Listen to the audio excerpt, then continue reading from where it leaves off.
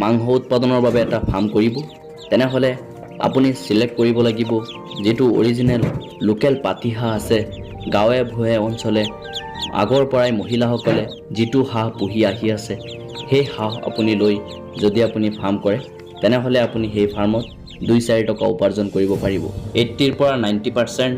কাস্টমাৰে local পাতিহাঁহৰ মাংস খাব খোজে সেই কাৰণে যিসকল বেপাৰী আছে বেপাৰীও আপোনাৰ লোকেল যেটো পাতিহাঁহ আছে সেই পাতিহাঁহটোৱে হিয়তে কিনিব বিচাৰে যদি আপুনি ৰানাৰ বা জিংডিং বা ওইন কিবা জাতি হাঁহ আপুনি পুহিব ধৰে তো হিমানখিনি বেপাৰী আপোনাৰ পৰা নলব